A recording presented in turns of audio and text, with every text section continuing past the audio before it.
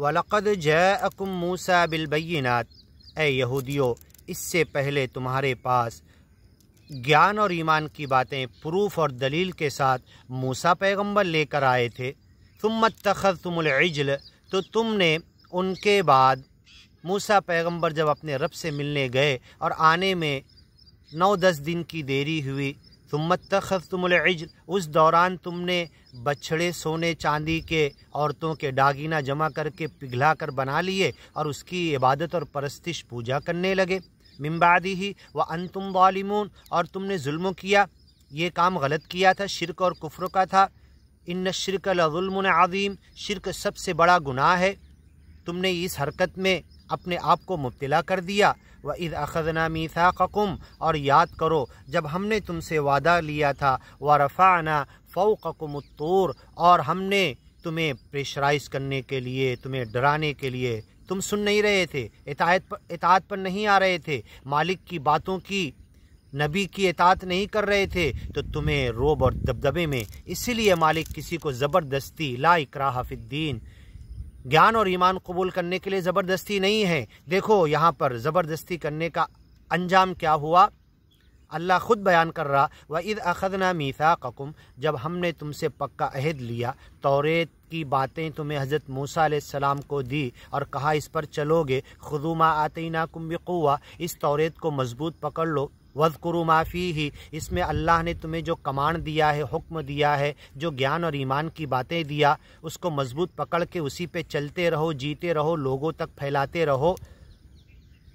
تو کیا ہوا، وَإِذْ أَخَذْنَا، جب ہم نے عہد لیا، وعدہ لیا، میثاقکم، تم سے پکا عہد، وَرَفَعْنَا فَوْقَكُمُ الطُّورَ، اور تم اس وقت بھی عقڑ بازی میں تھے، تو تمہیں ڈرانے کے لیے ہم نے پہاڑ طور معجزے کے طور پر، انسان مانگتا ہے نا کہ یہ کتاب سچے مالک کی ہے، یہ گیان سچے مالک کا ہے، کیسے ہے، کیا پروف ہے، تو حضرت موسیٰ کو جب دیا تو خدا نظر تو نہیں آئے گا وہاں پر، نراکار روپ میں اس کا تعارف کرایا گیا ہر زمانے میں، ساکار بدن کے ساتھ، جسم کے ساتھ، اپنی ارین اللہ جہرا، جو لوگوں نے موسیٰ کی قوم نے مطالبہ کیا کہ ڈائریکٹ اوپن کر کے کھول کے اللہ کو اپنی حقیقی شکل میں دکھا دو، ساکار روپ میں، جب اس کا نراکار تعارف کرایا گیا تو کہنے لگے، تو اس وقت جب ہم نے عہد لیا، وَإِذْ أَخَذْنَا مِيثَاقَكُمْ وَرَفَعْنَا فَوْقَكُمُ الطُّورَ، اور طور نام کے پہاڑ کو ہم نے اٹھا لیا، خُذُوا، پکڑ لو، مَا آتَيْنَاكُمْ، جو کچھ ہم نے تمہیں دیا ہے اس توریت کے اندر، بِقُوَّةٍ، بڑی طاقت اور قوت سے، وَاسْمَعُوا، اور سنو، قَالُوا سَمِعْنَا وَعَصَيْنَا، تو وہ کہنے لگے ہم نے سنا لیکن چلیں گے نہیں، سنا تو ضرور، کان میں آواز تو گئی، غیر مسمع، اطاعت والا نہیں سنا۔ قَالُوا سَمِعْنَا وَهُمْ لَا يَسْمَعُونَ، وہ کہتے ہیں کہ ہم نے سنا پھر انسنی کر دی، ادھر سے سنا ادھر سے اڑا دیا، ادھر سے سنا ادھر ہی سے اڑا دیا، یہ حرکت ہے۔ وَعَصَيْنَا، ہم نافرمانی کریں گے، سمعنا، جو سنے اس پر چلیں گے نہیں۔ وَأُشْرِبُوا فِي قُلُوبِهِمُ الْعِجْلَ، اور بچھڑے کی جو 7، 8، 9، 10 دن پوجا کیے، لہو خوار، ہوا گھستی تھی اور نکلتی تھی تو ایک چنگھاڑنے کی، چلانے کی آواز آتی تھی، اولا يرون انہ لا يکلمہم ولا يہدیہم سبیلا، کہ دیکھتے نہیں وہ بچڑا تو بات بھی نہیں کرتا، کچھ بولتا بھی نہیں، کچھ جواب بھی نہیں دیتا، کیسے خدا ہو سکتا ہے وہ، سونے چاندی کا بنا ہوا، میٹل کا، دھات کا بنا ہوا، لیکن ان کے دلوں میں اس بچھڑے کی پوجا کی محبت بھر دی گئی تھی، بکفرہم، ان کے اگیان کی وجہ سے۔ آج بھی ہمیں دنیا والوں کو سچے گیان کی طرف بلانا ہے،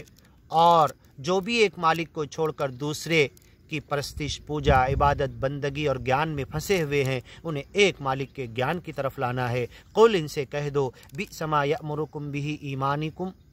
بئس ما یأمرکم بہ ایمانکم، تمہارا ایمان جو تمہیں حکم دے رہا ہے بہت برا حکم دے رہا ہے، ان کنتم مؤمنین، اگر تم واقعی گیانی ہو، گیان پر آنا چاہتے ہو، ایمانی بندے بننا چاہتے ہو، تو اللہ جو تمہیں توریت میں دے رہا، اے موسیٰ پیغمبر کی قوم، اسے مضبوط پکڑ لو، سنو، چلو، پڑھو، سیکھو، سکھاؤ، اور اس گیان کو دنیا میں پھیلاؤ۔ قل ان کانت لکم الدار الآخرۃ عند اللہ خالصہ، اور جیسا تمہارا گمان ہے تم کہتے ہو، کہہ دو ان سے، اگر ان کانت لکم الدار الآخرہ، آخرت کا گھر جنت میں تمہیں مل کے رہے گا، عند اللہ اللہ کے پاس خالصہ، اور کسی کو جنت نہیں ملے گی۔ وقالوا لن يدخل الجنت الا من كان هودا او نصارى، یہ دعویٰ کرتے تھے یہودی اور عیسائیوں کے علاوہ کوئی جنت میں جائے گا نہیں اگر یہ اپنے وعدے میں تم سچے ہو۔ من دون الناس، اور لوگوں کے علاوہ تمہیں کو جنت میں ڈالے گا، کسی کو جنت میں ڈالے گا نہیں سچا مالک۔ فتمنوا الموت، تو ٹھیک ہے سچے مالک سے ملاقات جو موت ہے، موت کے منہ میں اتر جاؤ، موت کی تمنا کرو، ابھی تمہیں موت دیتا ہوں۔ تمہیں جنت میں تو فوراً جانا ہے نا اگر تم جنتی ہو تو، لیکن تم کیوں موت سے ڈرتے ہو کہ تم خود سمجھ رہے ہو کہ تم جنت میں نہیں جاؤ گے۔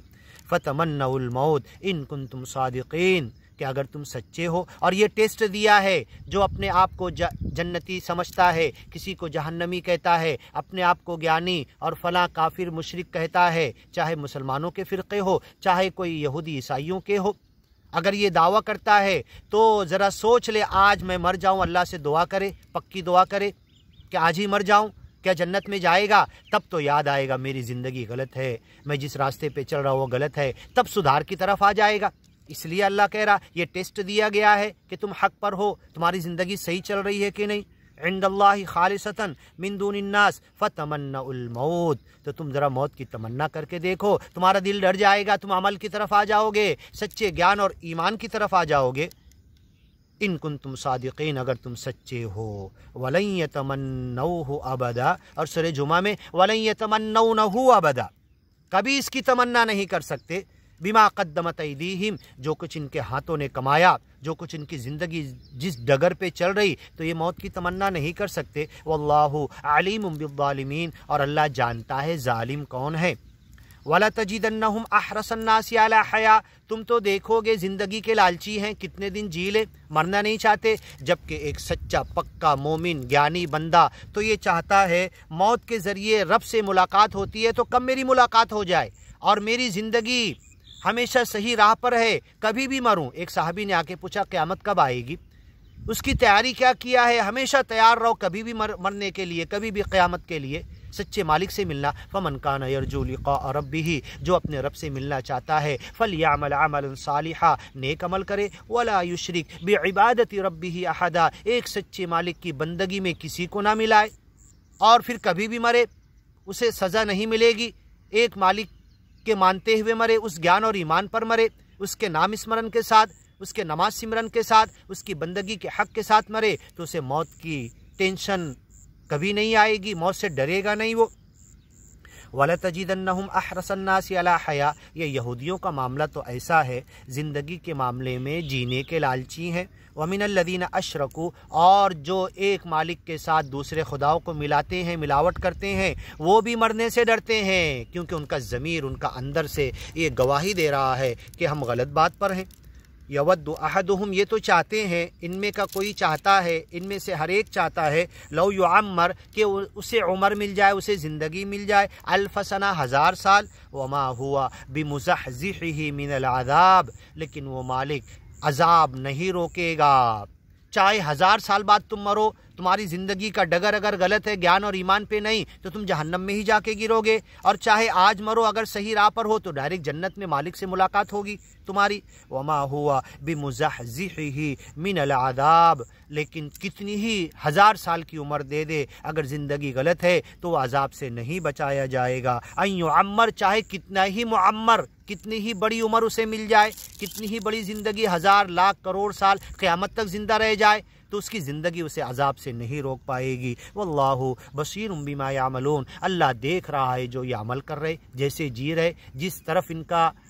گیان اور ایمان لے کے جا رہا ہے، اور جس طرف یہ مایا کی طرف بھاگ رہے، سرل مارگوں کو چھوڑ کر مسلم حنیف یکسو ہو کر، جیسے گھوڑے کو باندھا جاتا ہے ایک طرف دیکھے، وہ یکسوئی کی بجائے دنیا کی دھوکے کی چیزوں کی طرف بھاگ رہے۔ واللہ بصیر بما یعملون، کیا عمل کر رہے، کیسے جی رہے، اللہ سب کچھ دیکھ رہا ہے۔ آگے کی ویڈیو میں سنتے ہیں قل من کان عدوا لجبریل انشاءاللہ۔